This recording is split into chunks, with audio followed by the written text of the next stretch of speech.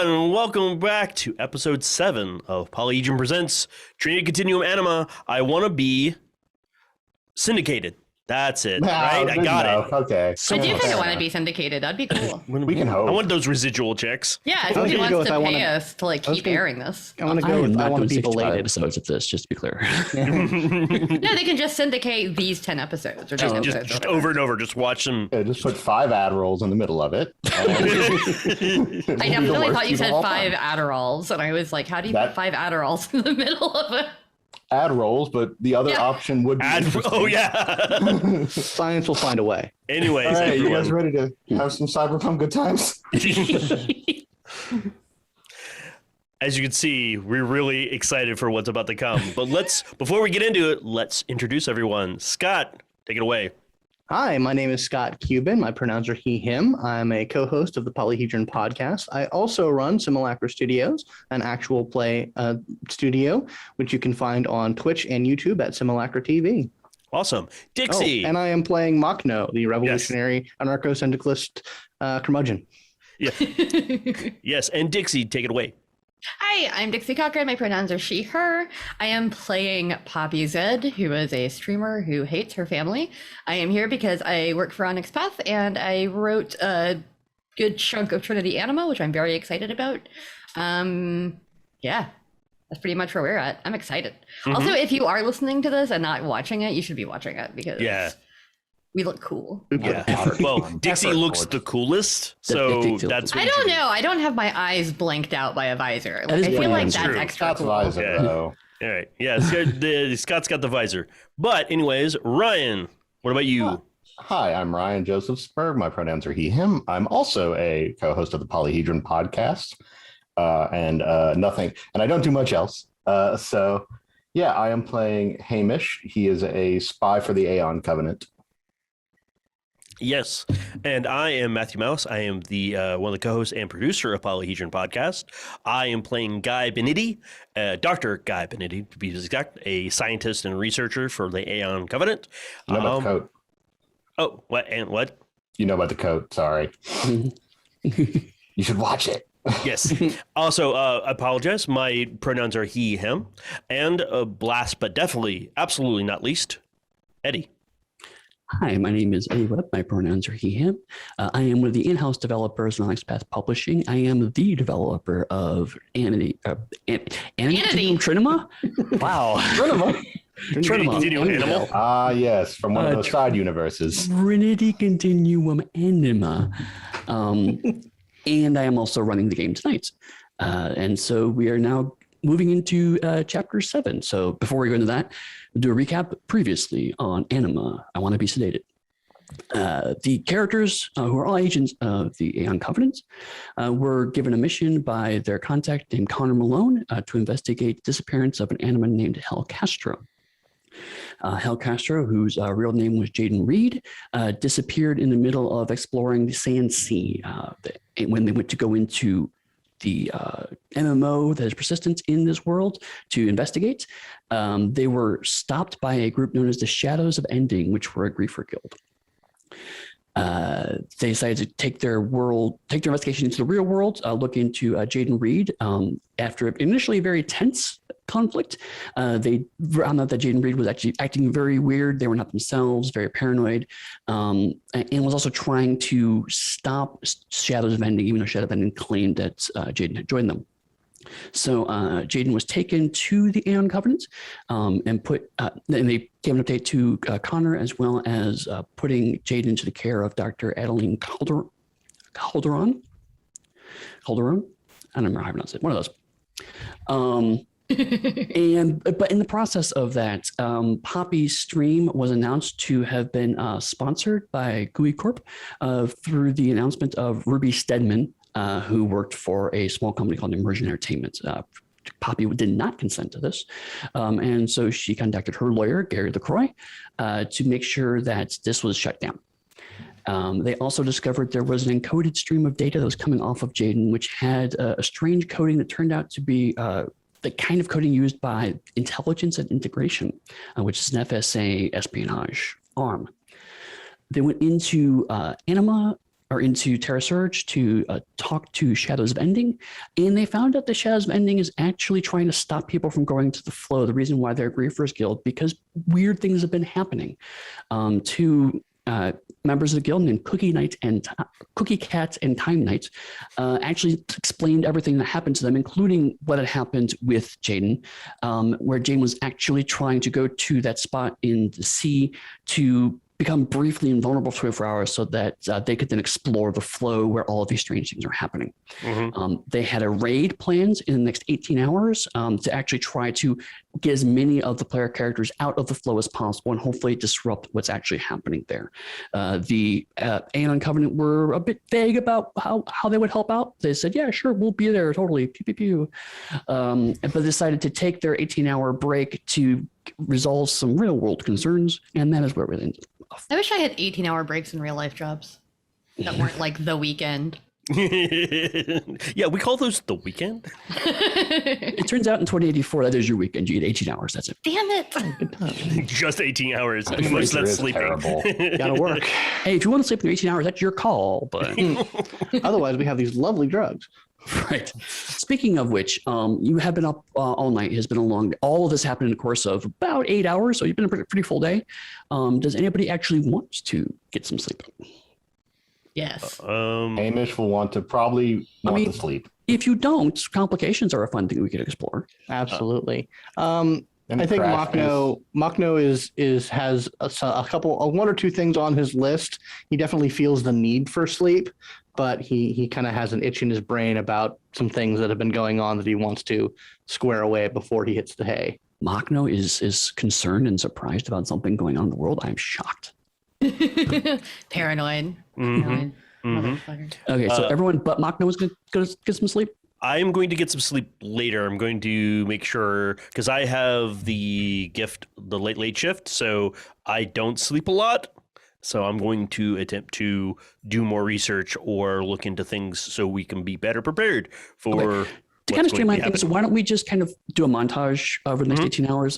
Sure. Unless there's a compelling reason why you're not sleeping, we'll assume 8 hours of sleep and then see roughly 10 hours of active time. However you want to organize that is up to y'all. So let's start with Makhno. And Makhno is the one with the itchy brain. What do you want to do during your downtime? Well, I want to follow up with Connor and the doctor who's working on Jaden. Because they isolated that signal and there's weird stuff going on with the glass. So I kind of want to get hands on that situation to see if I can maybe pick at some scabs. So as soon as they shut down the signal, I just can't talk today. Wow, that's gonna be really rough for me running a game while primarily speaking. After they shut down the signal from Jaden, Jaden goes unconscious. They are out. So they have moved Jaden to another part of the Covenant to kind of just sleep it off / sell because they're not entirely sure what's going on with Jaden. But Dr. Calderon says from a medical perspective, Jaden clearly has a very heightened aggression. There's a huge spike in their overall adrenaline levels. And their brain chemistry is a bit off, even for how glass works. Glass actually does a really good job of regulating things like brain chemistry, and the fact that their brain chemistry is off is itself unusual. So Dr. Calderon is keeping an eye on Jaden, but generally speaking, not encouraging anyone really to kind of interrogate Jaden unless it's really, really vital. I will say I don't really want to talk to Jaden. I actually want to just examine this glass. Do you plan to cut their head open? It's an implant. Yeah. Or do you want to see what the information is on the glass? Yes, but I also have a knack with hardware. I really, some of that information that we got from it, really, I think we need to act quickly to isolate certain things and get whatever evidence we may get. I really just need a little bit of time to check it out and see what we can get out of it. So a lot of glass manipulation is it's not hard per se. It does require hardware connection. There are monomolecular needles you can use to actually insert in someone's neck to try to reprogram glass, but it's not like a plug and it has two-way information. What you do is you program that needle with certain instructions, inject the needle, and that updates the glass. I was planning, mechanically speaking, I was planning on using the Gift Deep system scan. Right. So what you can do is try to have and program a needle to inject into it. You basically just say, give me a data stream dump kind of thing. And then what does deep system scan actually do mechanically? Let me double check that. Your character must spend at least a scene with the computer, and this time they can access any data that was ever on the device. This includes things like internet history or keystrokes. He also knows if files were deleted or can access corrupted files. Must spend inspiration to recover those lost files. The dice was tampered with by supernatural means. You may need to roll associated skill plus intellect with an appropriate complication set by the story guide. So you're definitely going to have to make a roll. Okay. And you have to spend an inspiration because this is a gift, correct? Will do. Yeah. So let's do it this way. It's going to be a technology roll, obviously. Probably intellect, I'm guessing. Yeah. I mean, it is an Enigma's gift, so. Okay, then Enigmas, that's fine. Yeah. Then I will also spend an inspiration for my intellect gift, which is.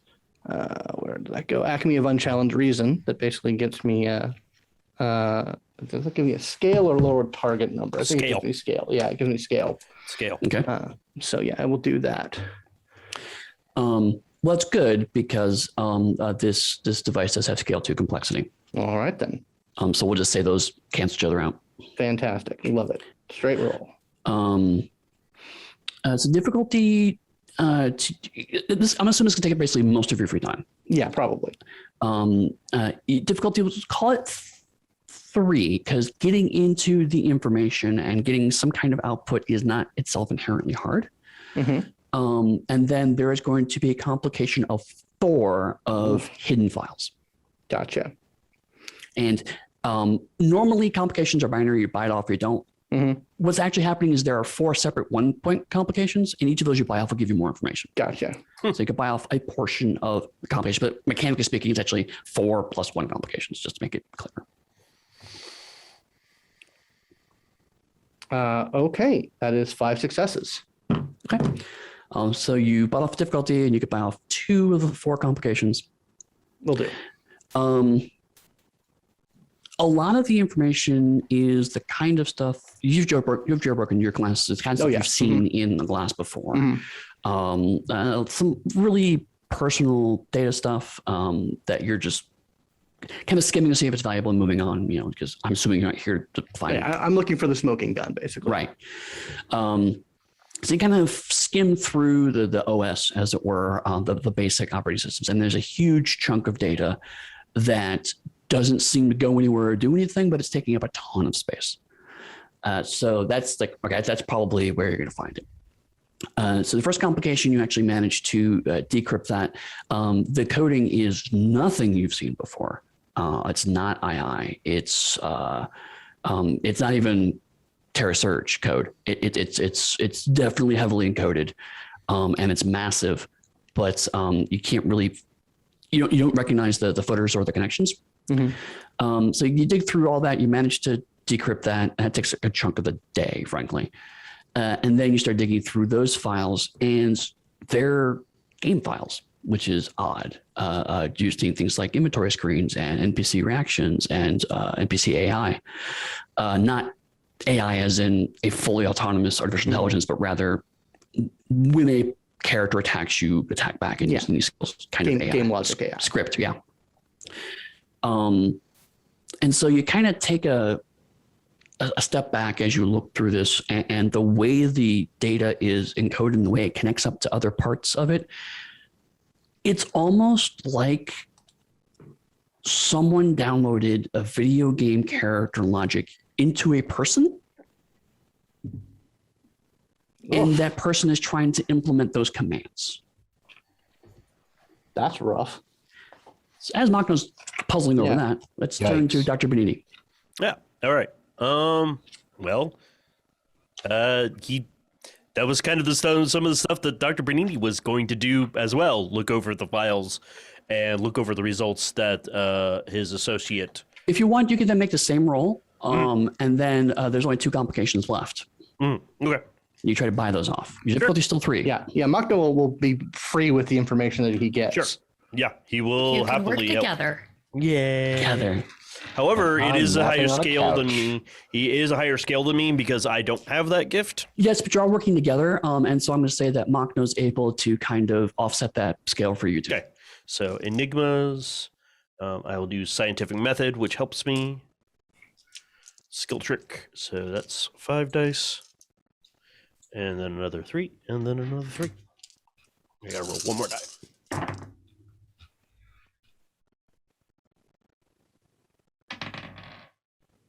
All right, that's 1, 2, 3, 4, 5. I gotta re-roll that one.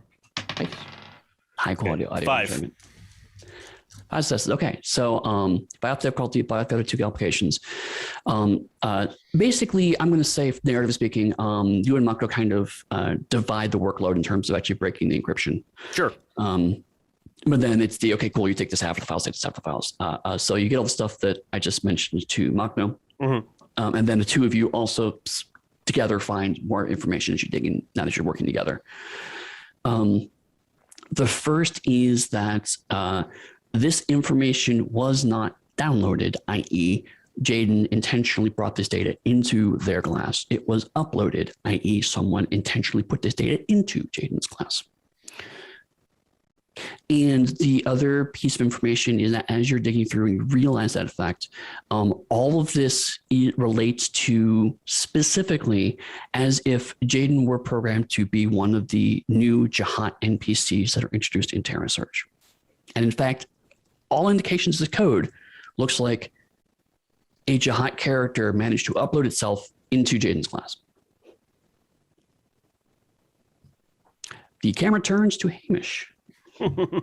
Quietly sleeping on the office couch. The camera turns to Poppy.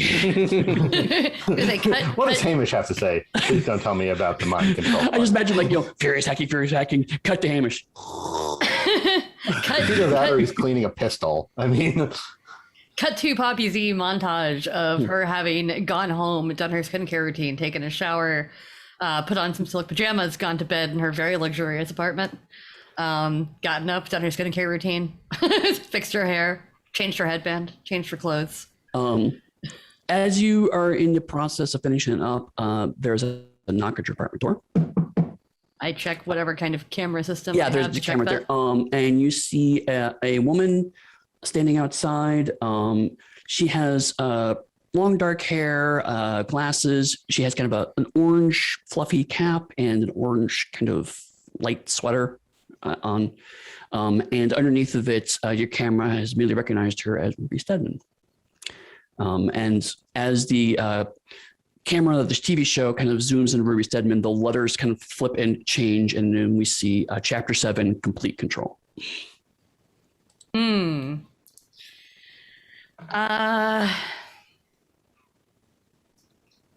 I go out the back? What kind of apartment do you have? Is it I like a don't townhome? know. Is it It's a really nice floor? apartment. You I have a pictured high it more wealth. as like a penthousey type thing. I do have a really high wealth. Then let's say yeah, you probably have a back door. Yeah, because I have. What do I have? I have wealth 2, which is like pretty good for drinking. Yeah, I mean you're not like super rich, but you probably have like I'll say like half of a high-rise apartment floor. Sure. I have assets. Right. So you probably have a way back out. So you can get let's say you can get out without necessarily going through that door. Okay, so in that case, I am going to go out to get on my hover cycle because I gave myself one because of course I did, and go straight to my lawyer's office. Okay. Now that it's morning, early, mid-afternoon, I don't know what time it's supposed to be. Yeah, let's say it's afternoon. Okay. So I will head over there because now this lady's stalking me and it's creepy. And she knows where I live and I don't like that. Your lawyer is in the nicer part of town. It is one of the nice Barnaby Downs where actually Ann Covenant also is. And middle of the day, it's a weekday, so you easily get your way up to his office. And so you walk up to the office door and you see there's a plaque on the door. It says Gary LaCroix. And you knock on the door, go in, and he's sitting behind a desk. There's kind of a floating screen in front of him, which as soon as he sees you, he swipes it away. And is like,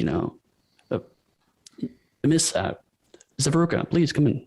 Hi, Gary. So, have you had a chance to look over all the stuff yet? Because that Ruby Sedman lady just showed up at my apartment. She did? Yeah, didn't ask for that. Didn't give her my address. Still don't know her. Well, I've had some success.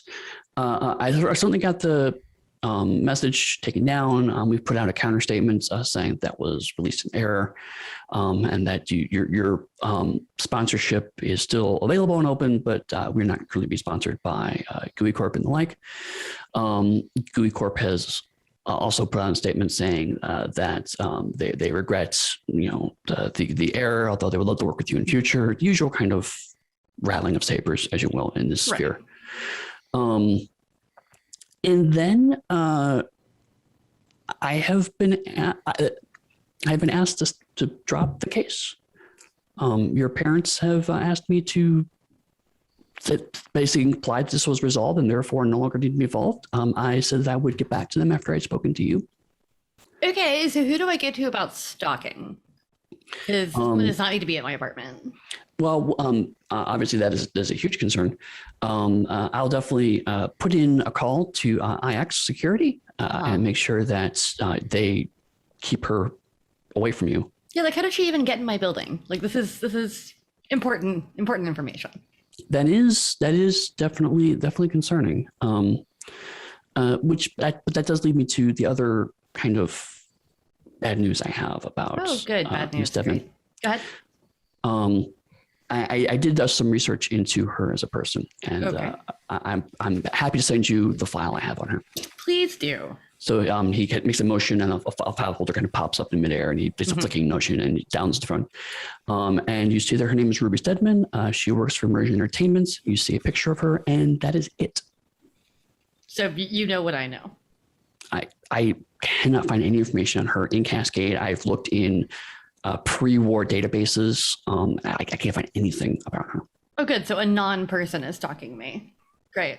She doesn't even have an ID. She appears to be a first-class citizen according to Cascade records, but other than that, I don't know anything about her.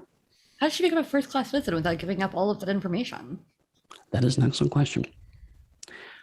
My suggestion to you is if you have a chance to perhaps take a vacation somewhere else for a few days, that might be a good idea. Oh, like the irradiated wastelands? A woman of your wealth and capacity, I'm sure, can find someplace else in the world that's not Cascade for a few days to, I'm sure your friends online, you can hang out with, even go to Luna if you needed to. That could be fun, actually. I'll think about it. Thanks, Gary. Sorry, I couldn't be more help. It's all right. You're a real one. And then she will go back to Aeon offices because she feels like at least for right now she should be with everybody else doing the mission. So go back to the Aeon offices, floating bike. You start to step in. The camera cuts to Guy and Makhno, sharing information. They have a big glowing computer board as they're drawing connections and notes, and see Jahat circled 3 times. Next to it. You've got like the lines, and he keeps like erasing the lines and then like arcing them over, and then you like go back and correct it. Hamish, were we able to uncover anything specifically about the why he was beaming to II, or anything about that? No. Shit. The only thing we tell is that code was coming from this Jahat subroutine. Okay. So it was inside. Okay. So something in the subroutine created that data stream and sent it with that coding. we cut to Hamish, who is just waking up. Probably starts awake, confused as hell as to where he is. Right. Then you put your gun together, kind of half awake. You decide that it's time to go find the rest of your team. You wander in the hallway. You see one of the janitors pushing a cart by, and then you realize you've never seen this janitor before. So he's doing the kind of the like sleepy walking by, and then he notices and he just kind of like straightens up and just like turns. And now now this person's going to be shadowed a little bit and they're not going to know it. Let's go ahead and make a larceny and dexterity roll.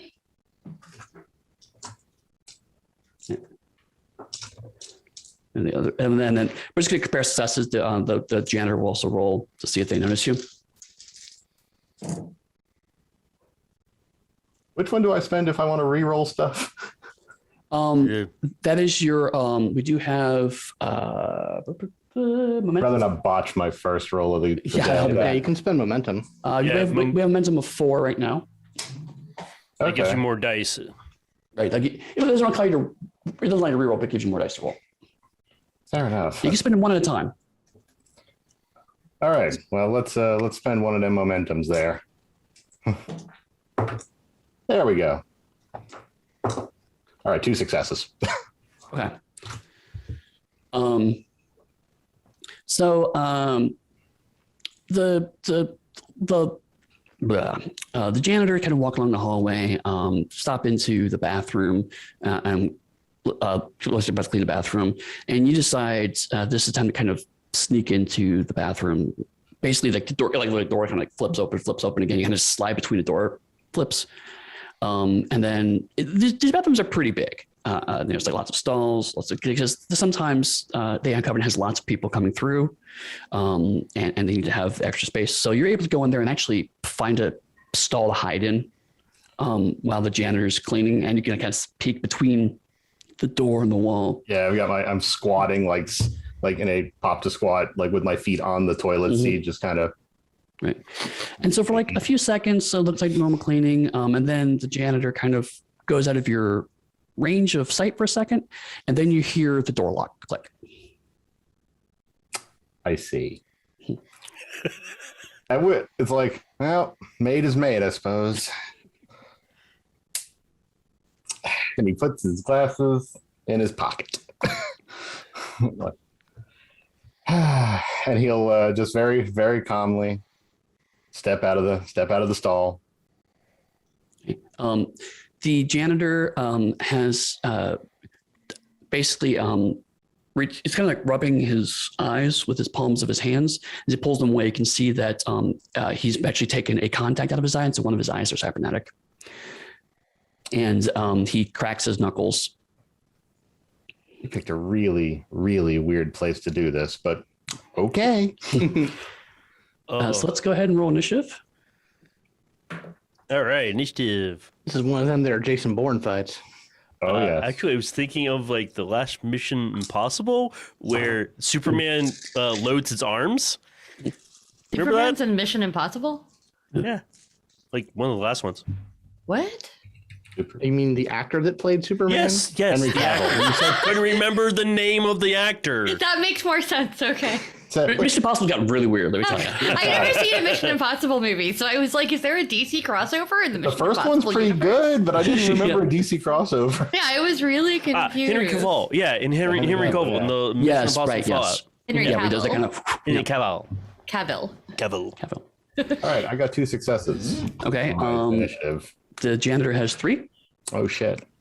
And what we're going to do is, so the janitor will go, then you'll go, and then I'm assuming you're sending some message to the rest of your team. Yeah. So then they can tell me how they're going to get to the scene. You won't be able to show up in the scene in the first round, obviously, but Sure. so Yeah, we'll see how this first round goes. The noise might be enough. You hear a kind of almost a slight worrying sound as a fist kind of arcs towards your face. Oh, he's got the detacho fist, the bastard. I'm rolling lots of 10s today. Wow. And the fist can you try to duck, but it's just a little too fast for you. It's almost unusually fast. Not quite inhumanly fast, but certainly faster than you expect just a normal janitor to be. Okay. And the fist cracks across your face, and you take 1 bruised level of damage. Oh, really? I don't get to roll defense? Oh, yeah, sorry, you do throw them. Apologies. Because my defense is actually quite good this time. I'm sorry, I'm old rules. I occasionally get those mixed up. Nope, That's right. it is. My defense is a 6, so I'm pretty sure he ain't. Never mind then. Never mind. He ain't doing that. So no, you actually do manage to duck out of the way. Not but he's definitely faster than you're expecting than usual. So it's going to be a little harder to hit him than you would normally think. Sure. Does his fist go back to him when he misses with it? No, I mean, it's not like it's detaching. It's just he's swinging. Oh. He actually got close enough to swing. I didn't. Right. Sorry, when you described the space, I thought there was more room between us. But if we're no, that's what I meant by saying he's so fast. Like he just he closed the distance very quickly, and then suddenly there's a fist right in front of your fist. Oh, gotcha. So I'll catch that fist and flick my wrist blade and just try to give him the old shankaroo. Okay.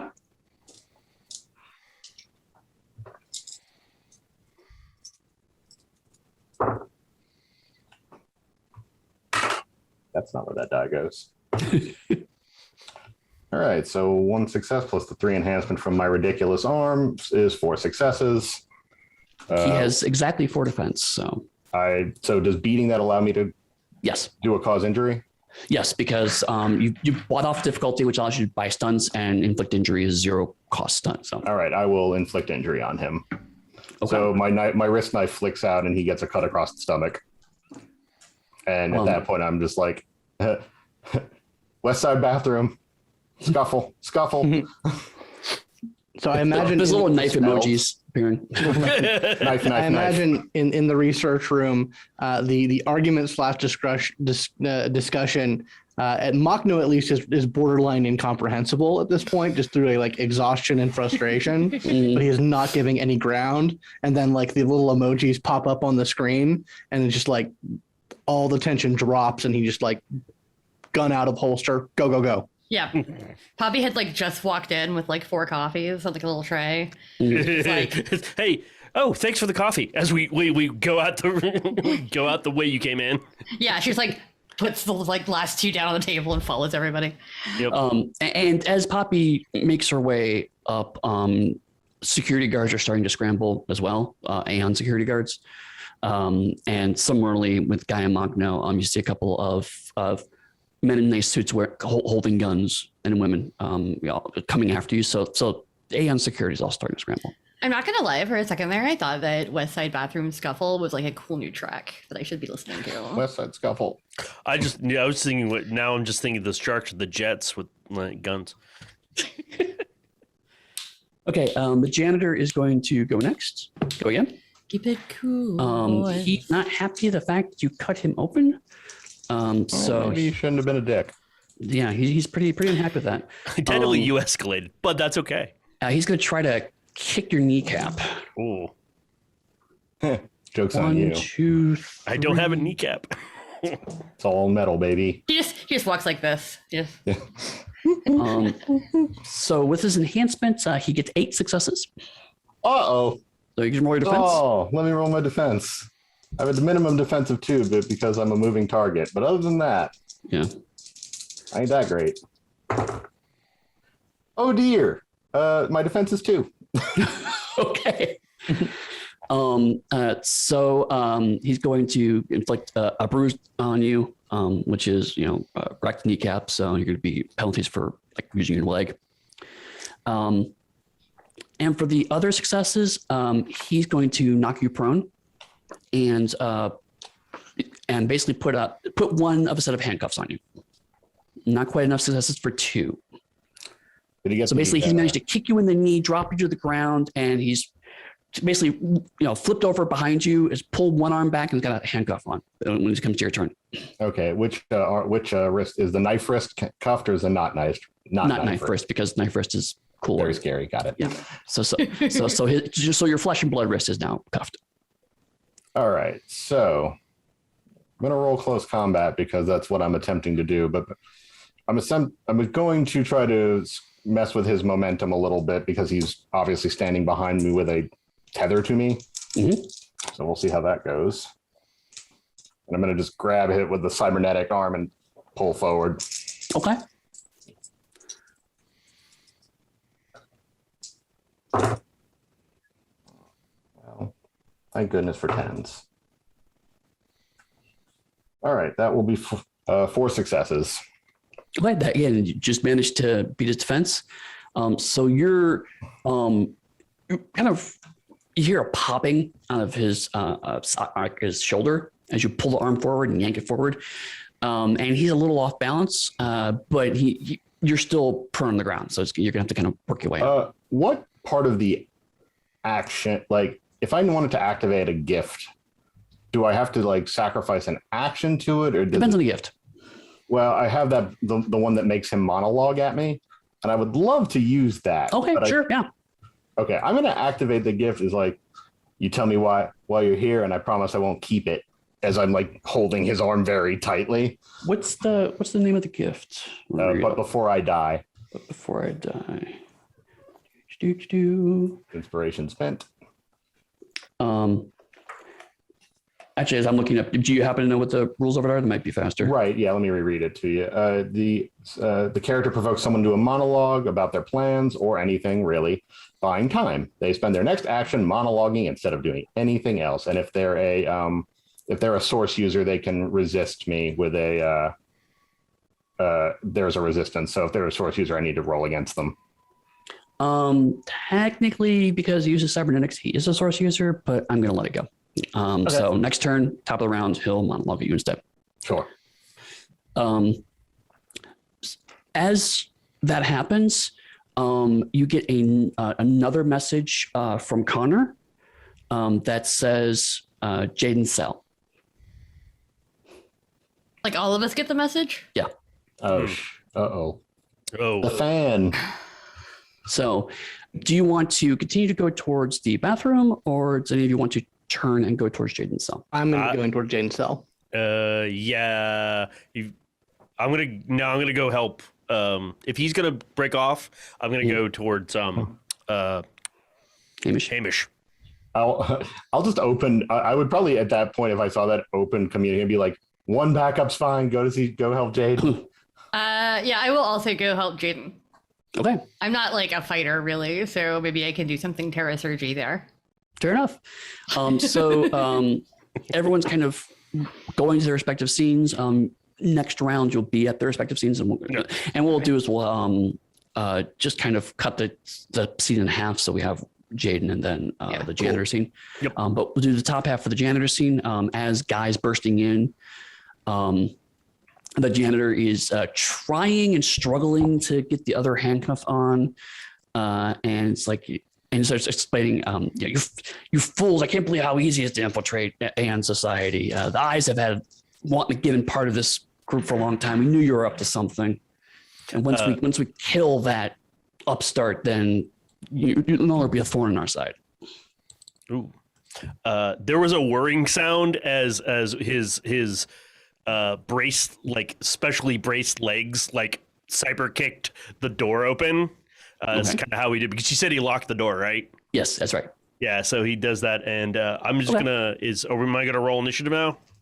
No, you've already rolled initiative, but a player character can go now. So it's either you or Hamish. Do you want me to go?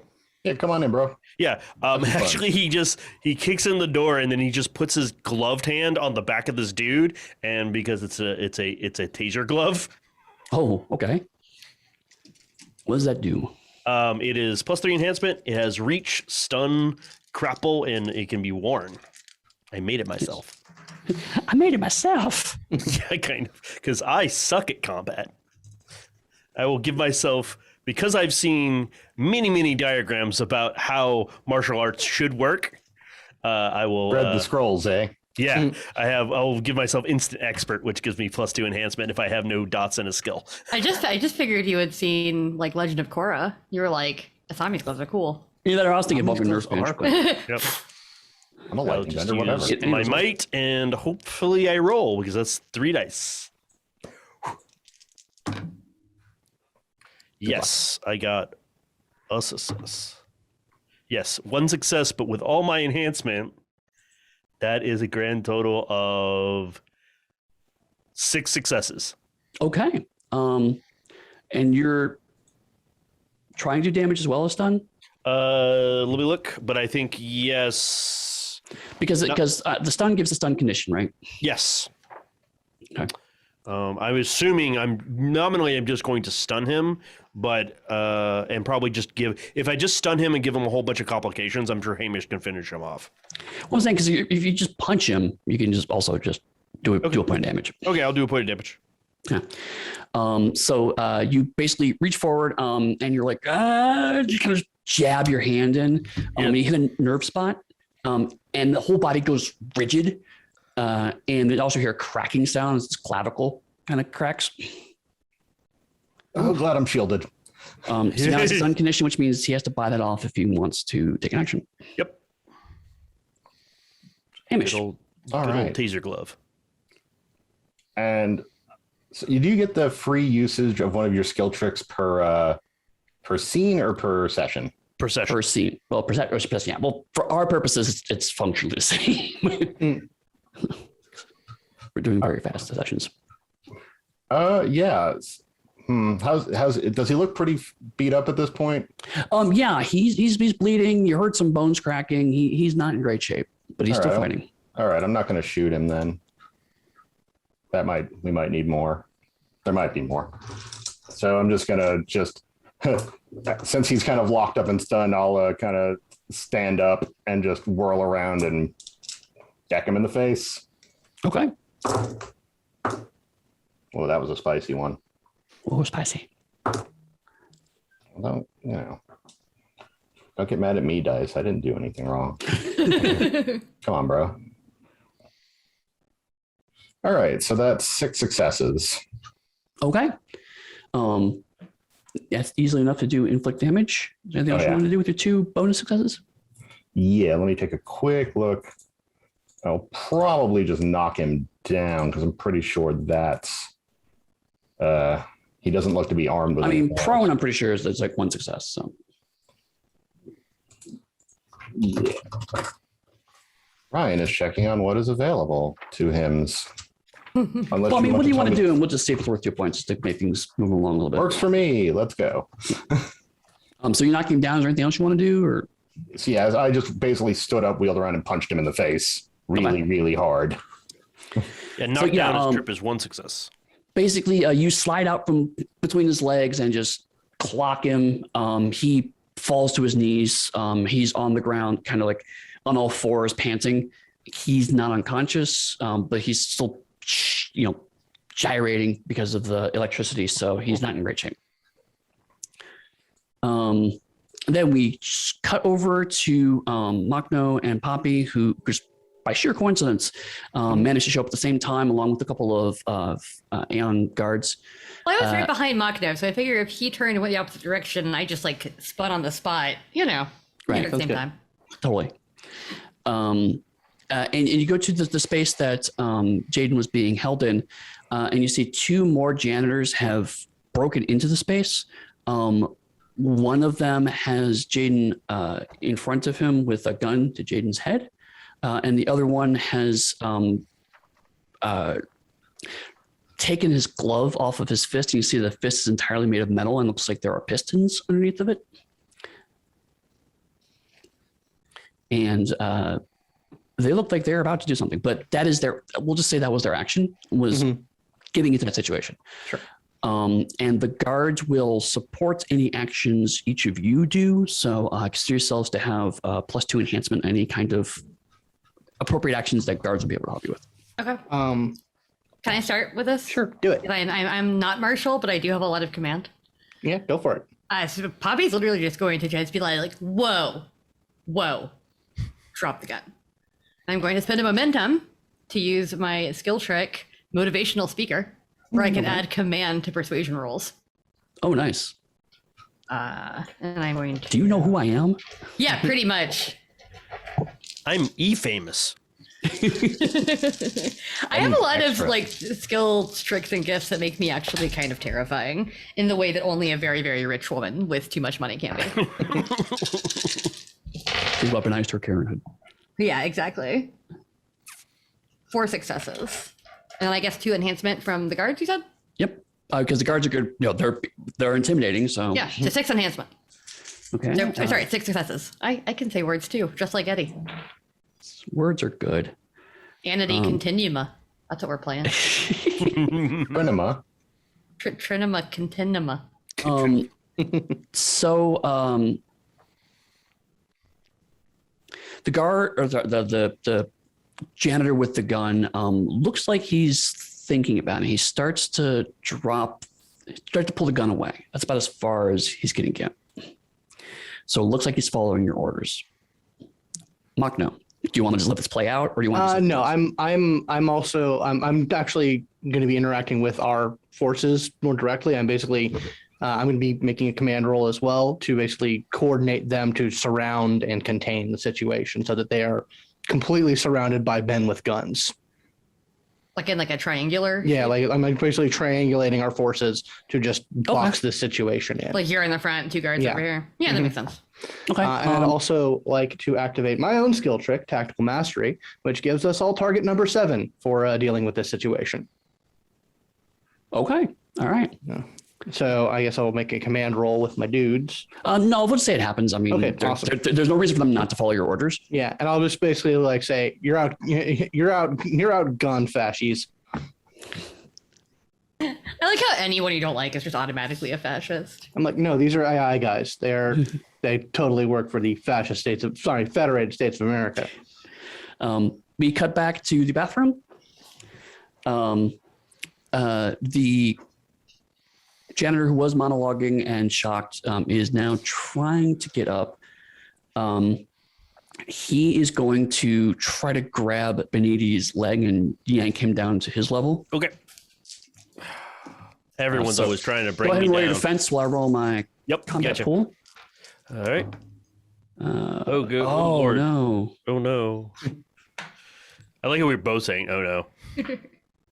Okay, well, how many successes did you get? I got none. My defense is 2 because my braces are active. Right, my bracers are active, so I'm actually quote unquote a moving target right now. Then your defense thing only adds to it, so it's still 2, Yeah. which is bigger than my 1 success. He goes to grab and your leg, you're fast enough to kind of pull out of his grip. Yeah. And he's able to actually get back up, but you do see that there's a pool of blood coming from his mouth and onto the floor. You want to stop, or this will become permanent. He's not appeared to be stopping. Okay. Well, Unless you want to roll to try to convince him to stop. let's see. I'm not the social guy, so yeah. I'll actually no. Yeah, I'll just punch him. Kick him with your metal legs. Kick him with cyber legs. They're energy legs. Yeah, exactly. All right, so this is not going to have the bonuses from last time, but it will have some. Some amount of bonus. Yeah, and I botch. You have 2 momentum left. Unless you want to take the botch and get some momentum back. I will take the botch because it's more interesting that I'm like, haha, I got he snuck up, shocked him, and now he's like, oh, now it's a one-on-one fight, an actual fight, and he's like, huh. So I'm going to say that you're like a little freaked out by this guy, and so he tries to get back, and you actually slip on the pool of blood and fall backwards through the door. Yeah. Yeah, go for like a front kick and just slip and just Right. It's like, I'm okay. Hamish. All right, well, that's about enough of that. And I'll just pull my pistol and shoot him. Okay. I'm going to give you +1 enhancement just because you are so close to this guy and his back's to you. That's about it. Well, you're about to hurt my little buddy, so I can't be having that. Actually, let me put it this way. Are you planning to kill this character? No, I'm actually going to activate the shoot to injure skill trick to take him out. without killing him. Then yes, I was just gonna give it to you. But if you're actually trying to do something special, then yeah, you should roll for it. As long as I hit him, I just take him out. Right. And oh boy, do I hit him. Oh, jeez. All right, let me re-roll the 2 dice that weren't successes. Then he explodes. Yeah, so I got 10 successes to just take this man out. What would you like to do? The floor is yours. Sure. So because he's, it's actually it's very efficient. He walks up behind him, pistol whips him, and as he goes a bit dead weight, he just holds him by the neck, shoots him in the back of the leg, and then drops him to the ground and butts him one more time.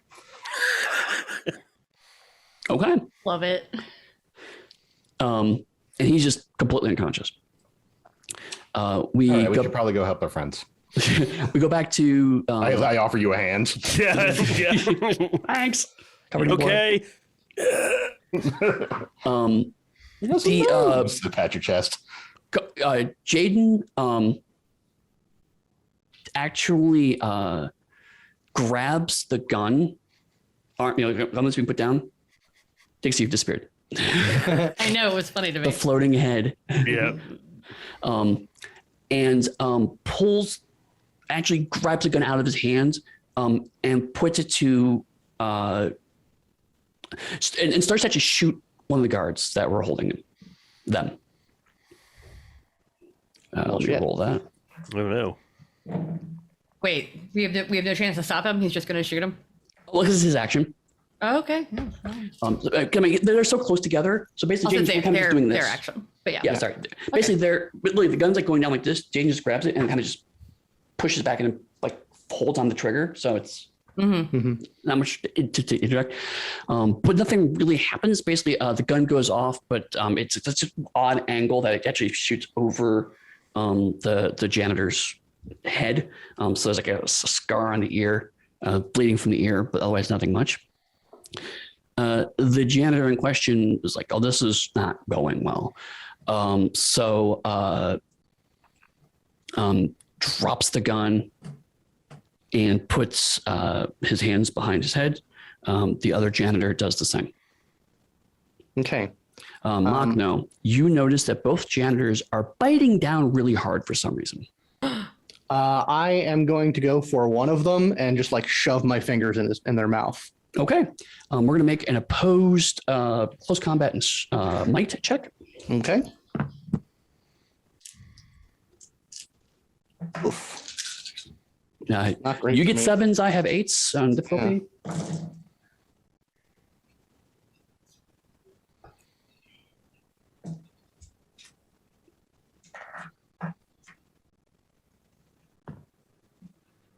Two successes. Okay, that beats my 1. Okay, so yeah. So you get your finger in, and you do find there's a loose tooth that has been sliding down his throat. So you manage to pull it back out. I'm like, no, consequences for authoritarianism. But and one of the other Aeon guards tries to mirror your actions, but they're just not nearly as fast as you are. And so bloody foam pours out of the other janitor's mouth, and the one that was holding the gun falls over. Yeah, I'll look to the guards, like get their weapons. Do we have restraints? Yes, they do. And so you have one janitor. The Guy and Hamish leave the bathroom to come to the scene. As you see, basically the mop up happening. There's one corpse that's being dragged out. One janitor has been arrested. And the camera cuts back to the bathroom where we see that the guard's laying, or the janitor's laying down. There's also bloody foam starting to come from his mouth as well. Yeah. And that's the end of the chapter. Oh shit! Absolute control. Wow. That's dark, but we'll see where this goes in episode 8. So thank you everyone for being here. See you later. See you Not in later. control of that situation. Goodbye. We are definitely not in control. Anyways, bye-bye. Bye-bye. Bye.